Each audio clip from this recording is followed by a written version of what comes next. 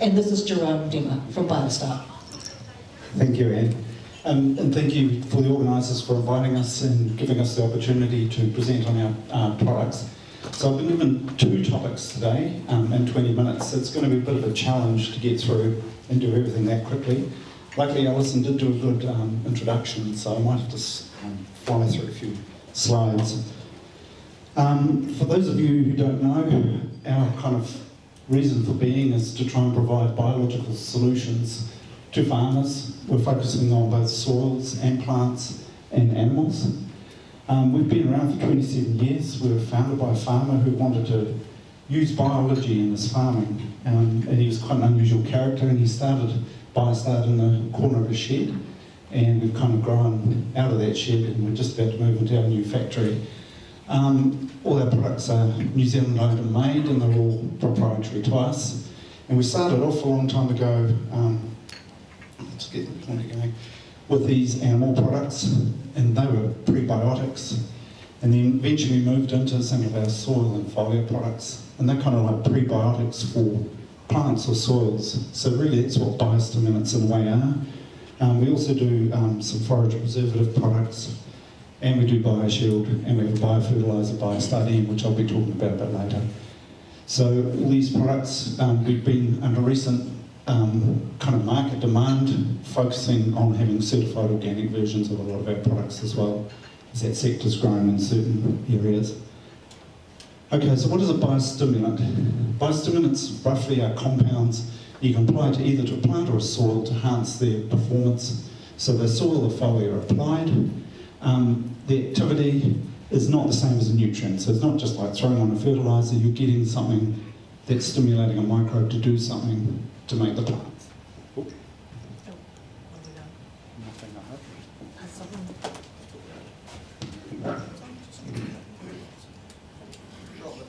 Should be right. Okay, it's back. Okay, so outcomes can be mixed. It could be crop vigor, resilience, yields, quality, post-harvest shelf life of the product. Now, the reason why I'm kind of interested in microbes is that plants really farm microbes to grow.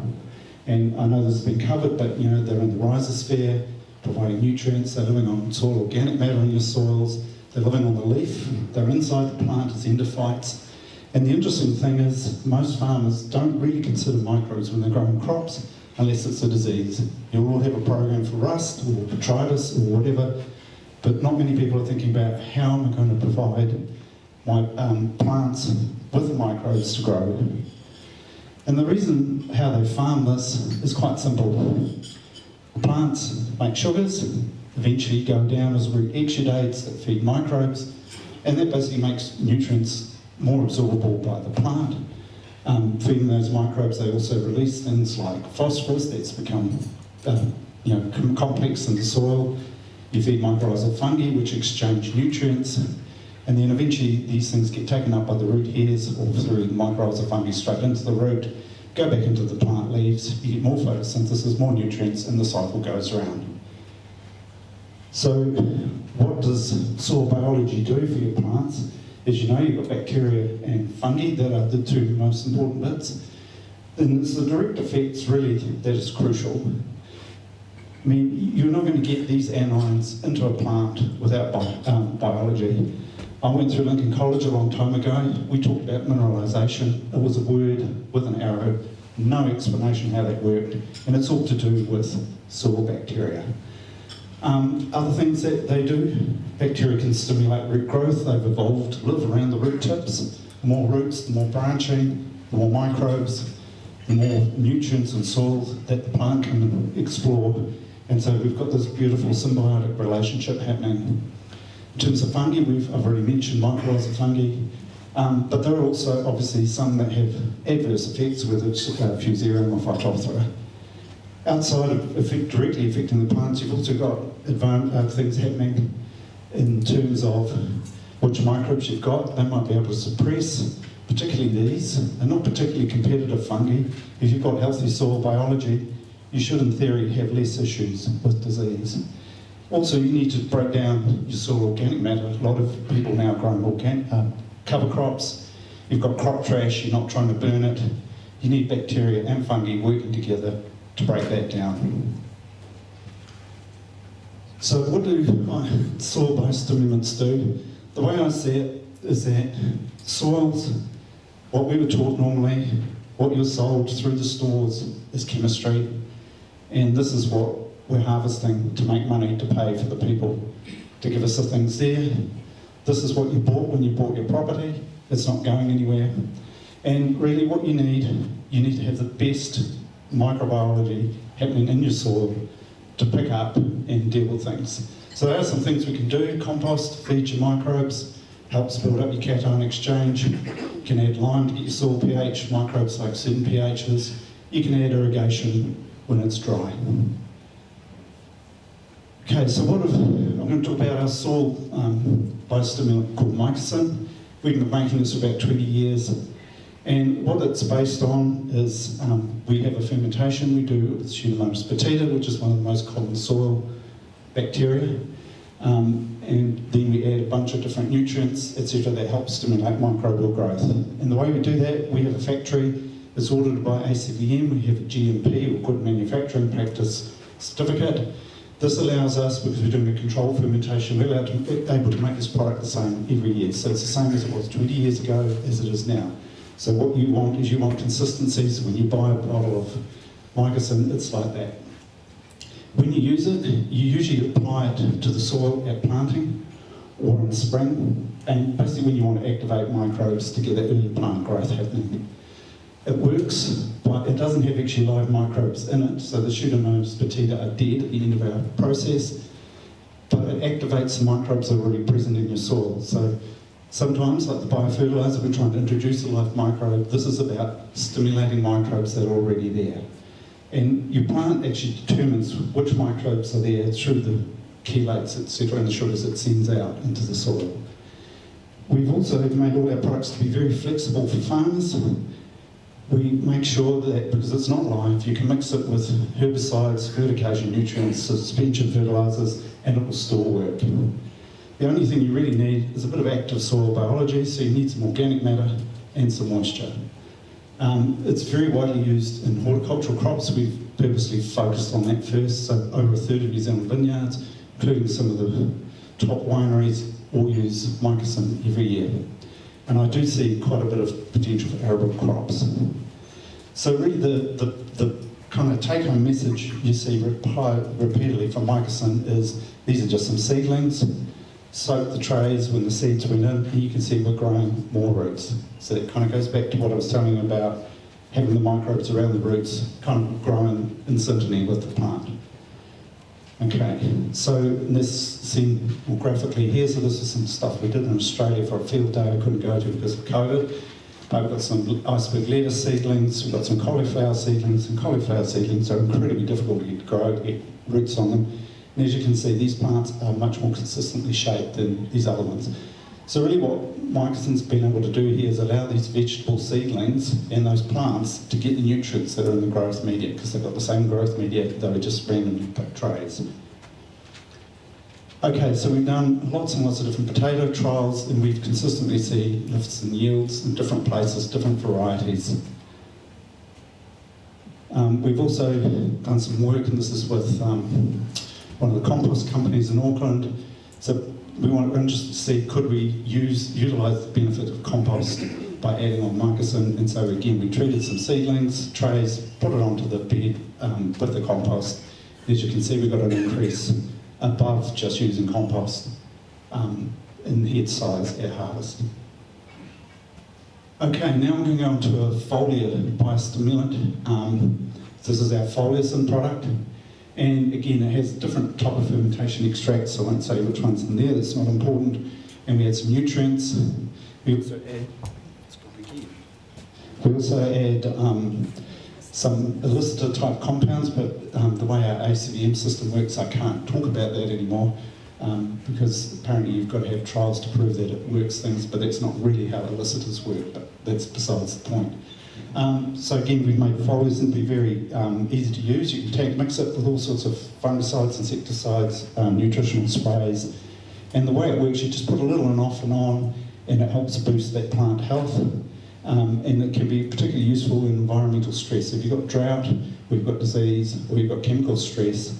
And again, I see a lot of potential arable crops, and we see a lot of benefits when we use it with mycosine and foliacin on the same plants, and I'll show you some trial work on that. So the simplest thing of what foliacin does in terms of reducing the effect of stress is here some beans being sprayed with basigram, which is a commonly used post-emergent herbicide. If you add foliacin, you're basically reducing some of that phytotoxicity that you see on the beans on the left.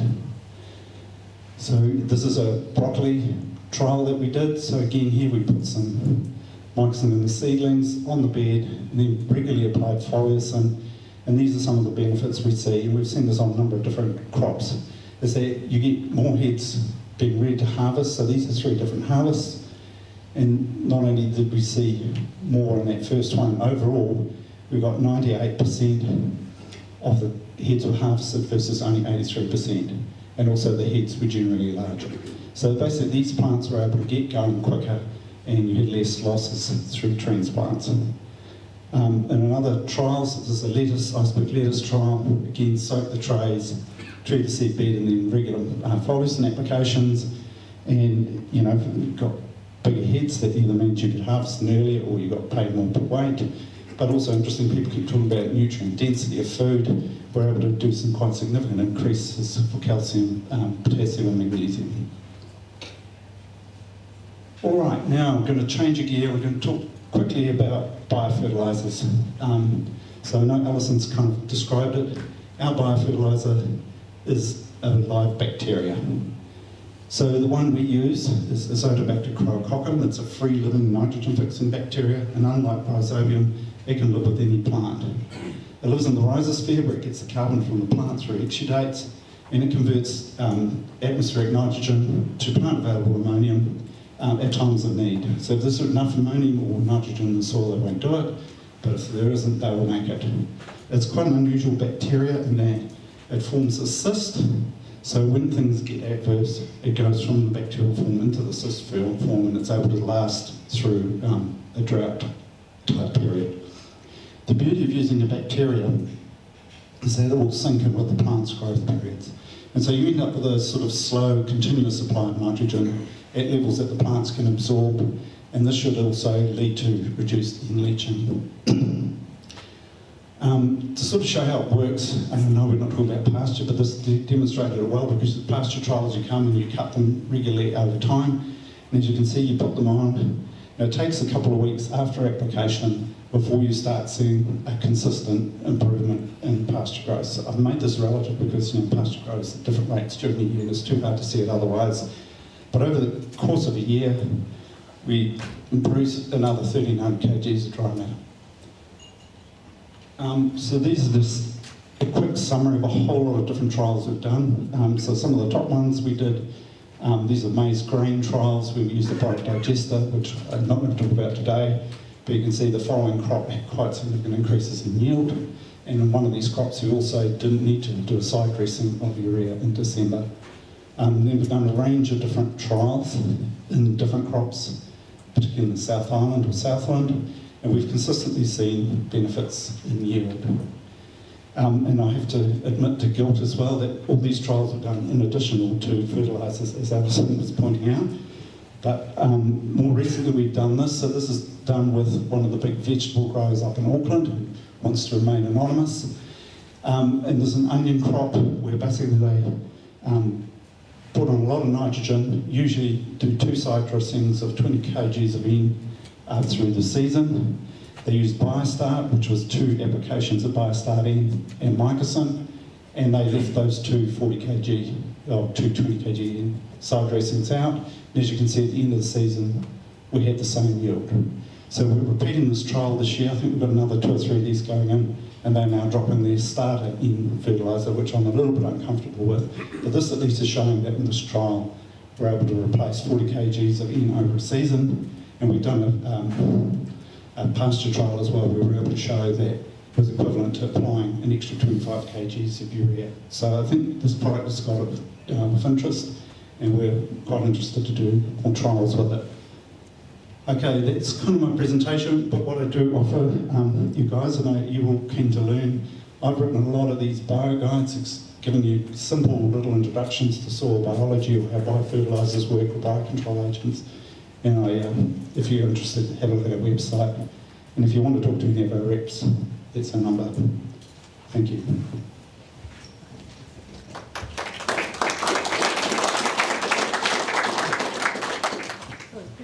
Question. Ooh, this one's not working. Hello. Do you want this one? This is really poor. Questions? We've got a couple of minutes. We started a couple of minutes late, so we can run a couple of minutes over. Everybody, oh, Andy. In the slide that you just showed around the onion trial, Yeah. did you have a control where you didn't apply either your product or the 2 times 20 kg nitrogen to understand? No, so this, I'll have to use the same one. So a lot of these veggie growers do their own trials, and so they're not interested in scientific trials, they're interested in do things work for me on my place, and we kind of listen to what they do because they put large orders in. So yes, it wasn't scientifically correct, I guess, but they split paddock. And they can encourage enough to come back and do the other trials again this year. If they weren't, they wouldn't use it. And they're the ones who are demanding to drop the starter in fertilisers. So I think, yes, it's probably not going to answer a scientific paper, but it's making growers confident and wanting to use the product. If I shout, am I able to be heard? Yeah. Cool. My question is around, so the Biostart converts the nitrogen through to ammonium. Is there moisture required after that to get full conversion through to nitrate? Because nitrate, while ammonium is available to the plant, nitrate is more readily available. So does it need to have moisture in that system to make it work better? It's not something I've looked at, but I would presume you need moisture for microbes to grow and for nutrients to be moved through. And my understanding was that some plants prefer ammonium to nitrate and others prefer nitrate to ammonium. So I guess it depends on which crop you're growing. But I think from there we've seen some quite diverse crops responding to this product. I'm a bit sceptical. I'm positive, but sceptical, as a normal farmer should be. Are you willing to do research with FAR to have independent research and results? Because if we could reduce our nitrate usage, that would be great. But I would like to have independent research, because you showed a couple of slides and they were too quick for me. Yeah. And there was also a slide in which you pretended that it could handle Phytophthora in potatoes. And that's where I'm getting really worried, because I've never read anything about anywhere in the world where reduction of Phytophthora in potatoes are being accomplished with biochemicals. Okay, I don't recall saying anything about Phytophthora in potatoes. But I read it. Okay, well, I'm not sure where it was. But so in terms of independence, quite a few of these trials that was independently done. That was done with crop mark seeds. That one I did. Most of all these were done with Seed Force or done with independent people. I think these were the only 2 trials we did. So, and I have been talking to FAR about doing some trials of nitrogen and looking at reduced nitrogen. So I'm very happy to do that. And if there's individual growers who want to do trials, come and see us. Or look at doing something. Okay, last question, Dennis.